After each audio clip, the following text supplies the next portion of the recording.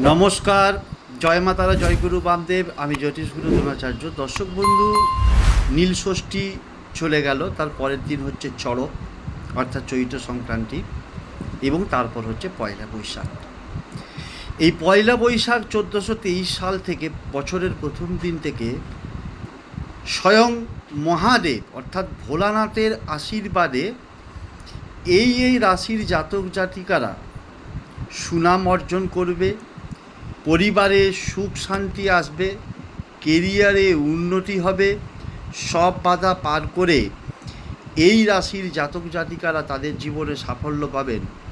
তার কারণ হচ্ছে, এই যে তিনটে রাশির কথা বলবো, এই তিনটে রাশির জাতক জাতিকারা সবসময়ের জন্যই মহাদেবের আশীর্বাদ পেয়ে থাকেন। সেই তিনটে রাশির জাতক জাতিকা হলো বৃশ্চিক রাশি, মীন রাশি এবং মকর রাশি। এই তিন রাশির জাতক জাতিকারা মহাদেবের আশীর্বাদে সমস্ত বাধাকে অতিক্রম করে জীবনের চূড়ান্ত সাফল্যের শীর্ষে পৌঁছাতে সক্ষম হয়।